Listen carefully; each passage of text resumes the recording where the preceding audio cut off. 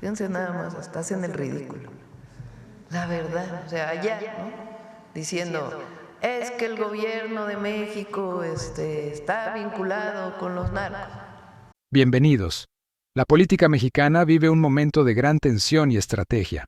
Hoy, desenterraremos un momento clave que ha pasado desapercibido para muchos: la reveladora entrevista de la presidenta Claudia Sheinbaum con el periodista Manuel Pedrero. Cuando Pedrero la cuestionó sobre la reciente visita del senador estadounidense Marco Rubio y las críticas de la oposición, la respuesta de Sheinbaum fue tan directa como contundente. ¿Por qué la derecha mexicana esperaba que Rubio regañara a la presidenta? ¿Y qué significa que ella haya calificado sus argumentos como puras mentiras? Prepárense para ver un detrás de cámaras de la política que nos revela más de lo que parece. Aprovechando la presencia del personal de Conagua, se mencionaba en una de las láminas el caso de Tabasco para evitar las inundaciones. Es un hecho que Tabasco, al ser una planicie, tiene una facilidad tremenda para inundarse, y la verdad la solución que se da gobiernos tras gobiernos es el tema del dragado. Pero más allá del dragado y de las lluvias naturales que azotan al estado, también el tema de la presa Peñitas, que se encuentra en Chiapas. La razón, o una de las razones, uno de los factores enormes que ocasionó las inundaciones en el 2020 fue que Peñitas estaba sobre capacidad de agua, estaba al 105-107% de su capacidad, y al abrirla tantito se empeoró de manera grave las inundaciones en Tabasco. En caso de que se siga manteniendo a sobrecapacidad la presa, pues Dios no quiera, explota y Tabasco desaparece bajo el agua. Es una realidad y no lo dice uno. El propio Carlos Pellicer decía que no era una geografía, era hidrografía pura el estado de Tabasco, y muchas veces, o en ese entonces, en esa época, la justificación era un tema de las hidroeléctricas, de que se estaban nomás soltando un poco. Entonces preguntarle al personal de Conagua en esta parte de Tabasco, más allá del dragado, ¿qué otra cosa hacer para pues vencer la geografía y que no azote tan duro las inundaciones? Bueno, es una pregunta muy interesante. Tabasco efectivamente es un lugar que cuando llueve tiene grandes riesgos de inundaciones, no solamente para las zonas urbanas, también para los cultivos que ocasionan graves daños a los productores.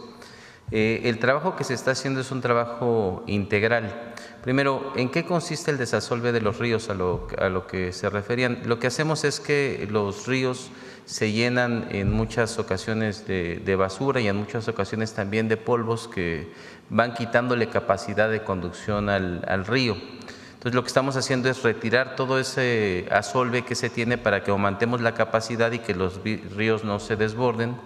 También estamos realizando procesos de protección que tienen que ver con la construcción o reconstrucción de bordos a la margen de los ríos, también sistemas de enrocamiento que nos permiten fortalecer las laderas de los ríos para que cuando vienen grandes crecientes no se desborden, y procesos muy efectivos como por ejemplo puede ser la instalación de tablaestacados, que son estructuras de metal que contienen el agua para que el agua no inunde poblaciones o cultivos.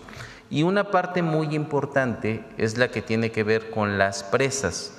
En las presas también lo que nosotros estamos haciendo primero es aumentar su capacidad de almacenamiento a partir de que podamos retirar todos los excedentes de lodo que se tienen, y en conjunto con los estados y municipios también se trabaja en desfogues controlados.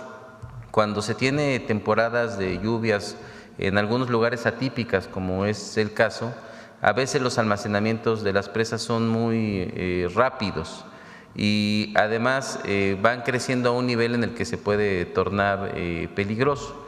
Lo que nosotros hacemos es generar estos desfogues de manera controlada, se le informa a la población, se toman las medidas conducentes si es que va a haber algún corte, por ejemplo, en el abasto de agua, para que se garantice. Y en general se trata de un proyecto bastante robusto, son muchos aspectos como los que he comentado, en los que se está trabajando, en especial en Tabasco, pero también en varias regiones del país.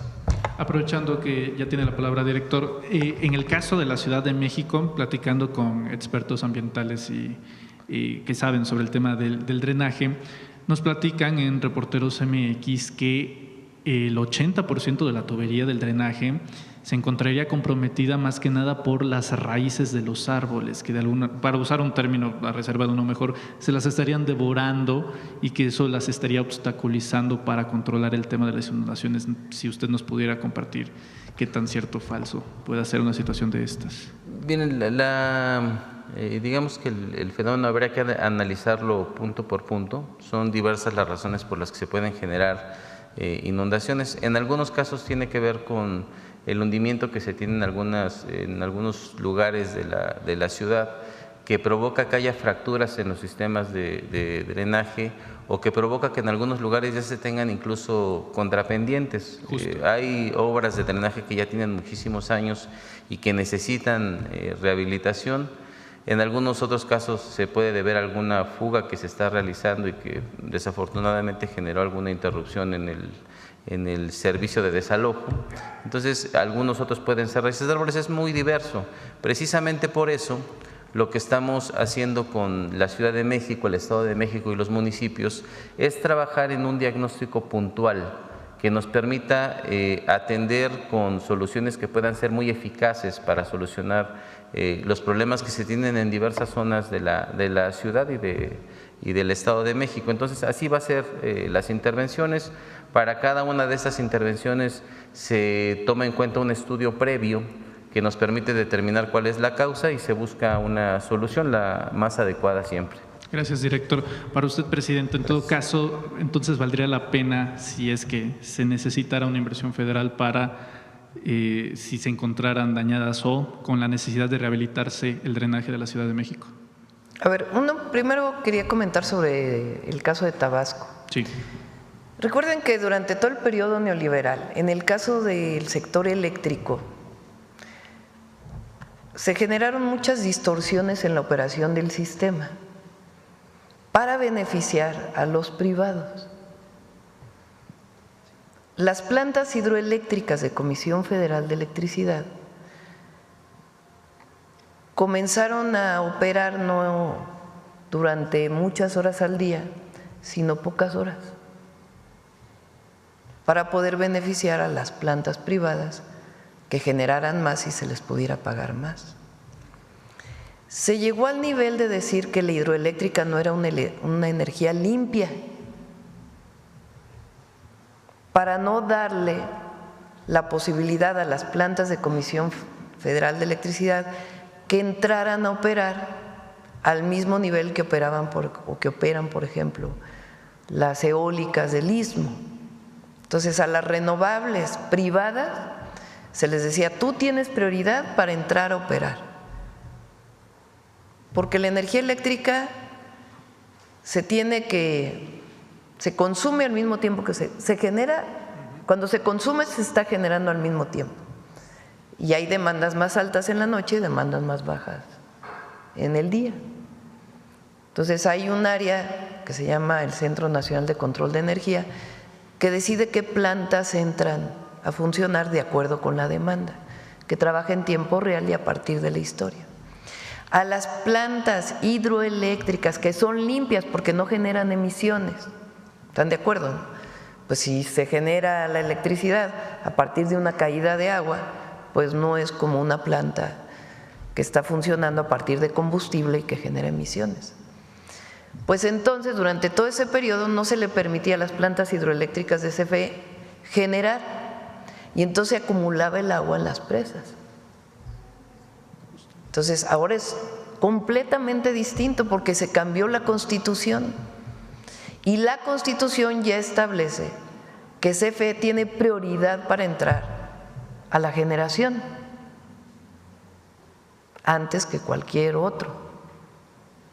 Entonces, ya está en la Constitución y ya está en las leyes.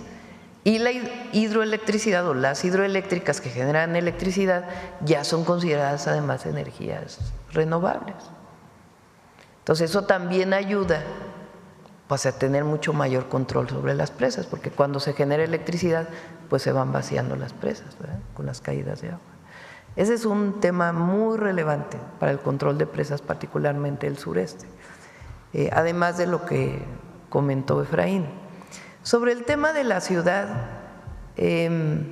depende de qué zona. La ciudad tiene distintas problemáticas.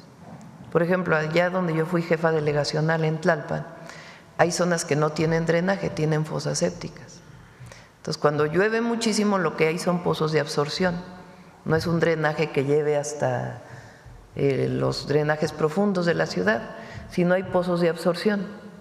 Entonces, ahí más que los árboles u otros temas, pues el tema es que hay que estar desasolvando permanentemente esos pozos de absorción para que tengan la capacidad para llevar el agua, porque Tlalpan pues es una zona volcánica.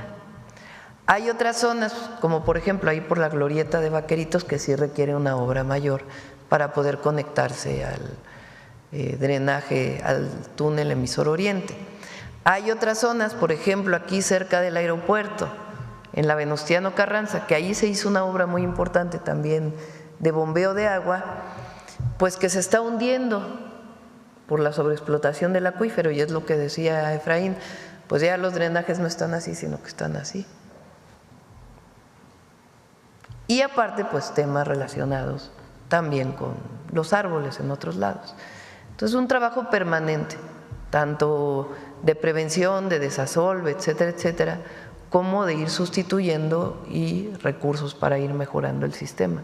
Ahora, cuando llueve tanto, son tantos milímetros de agua, los sistemas adicionales que tendrías que desarrollar para 1 o 2 días en la ciudad pues son muy grandes. Y a veces no se tienen todos los recursos para poderlo hacer. Entonces se van priorizando las obras, cuáles obras tienen que hacerse primero, cuáles después. Pero la ciudad, la zona metropolitana, pues tiene una inversión billonaria, yo diría, en todos los sistemas de drenaje. Y se ayuda ahí en lo que podemos, y es parte del programa integral de zona metropolitana, tanto a la ciudad como al Estado de México. Insistiendo con su reunión el día de ayer con Marco Rubio, ¿se barajó la posibilidad o la eventualidad de un encuentro presencial con el presidente Trump? No ha sido tema todavía, no está, digamos, en la agenda pronto. Vale la pena hacer el comentario. A ver. Fíjense, ayer, Alito otra vez allá en Washington. Fíjense nada más, hasta hacen el ridículo. La verdad, o sea, allá, ¿no? Diciendo, es que el gobierno de México está vinculado con los narcos. Y aquí Marco Rubio, secretario del Departamento de Estado, felicitándonos por el trabajo que tenemos en torno a la delincuencia organizada y la buena cooperación que hay. Ayer Gil Schwartz también, en una entrevista en Fox, diciendo quién sabe qué, tanta cosa, pura mentira. Y mientras aquí, acordando el programa de colaboración conjunta. O sea, toda esta cosa de narcopresidente, narcopresidenta, bla, bla, bla, bla, bla. Fíjense lo que hubiera querido la oposición, la derecha, los conservadores. ¿Qué hubieran querido? Que no hubiera habido un acuerdo, ¿no? Un entendimiento. Estaban así, pero ay, que le vaya re mal a la presidenta, por favor. Que vengan a regañarla o que vengan a, no sé, a decirles que la lista de los políticos que están vinculados, ¿no? Así estaban. Eso es lo que se dedican a decir los comentócratas, ¿no? Primero, tienen acorralada a la presidenta, el gobierno de los Estados Unidos, luego sale el secretario del Departamento de Estado y la reunión salió muy bien, hay colaboración, hay cooperación, hay respeto a la soberanía, a la territorialidad, se está trabajando muy bien. Y ahora que dicen, no, pero no le fue tan bien a la presidenta, ¿eh? O sea, lo que buscan es que le vaya mal al país para cumplir con sus objetivos políticos a través de la mentira, Sí. de la calumnia. Pero ayer se les cayó el teatrito, No, bueno, está. porque de verdad, o sea, ¿no les parece ridículo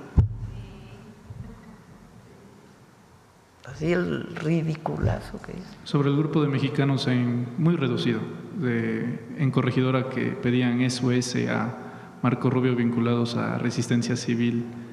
¿Algún comentario? Sin comentario, sí. Eran como 3, ¿no? Sí. Eran más los periodistas ahí.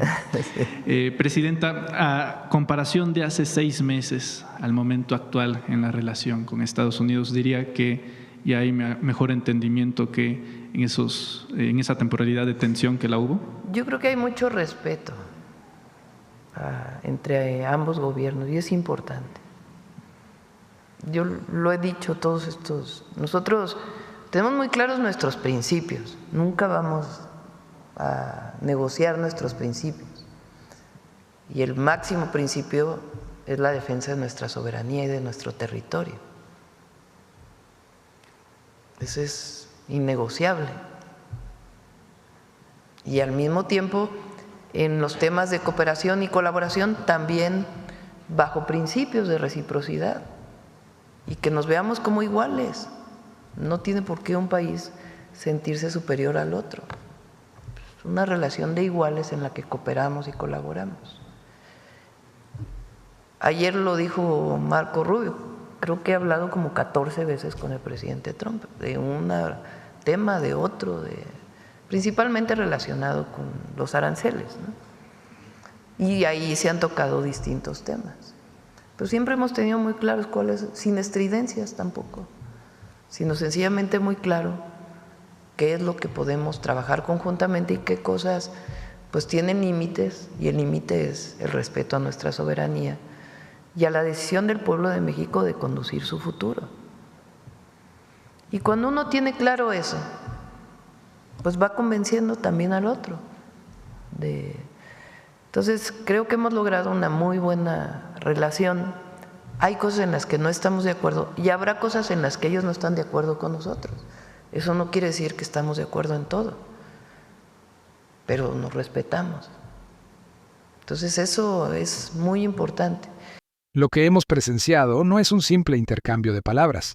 Es la presidenta Claudia Sheinbaum desmantelando la narrativa de la derecha mexicana, que según ella buscaba una validación externa para sus críticas.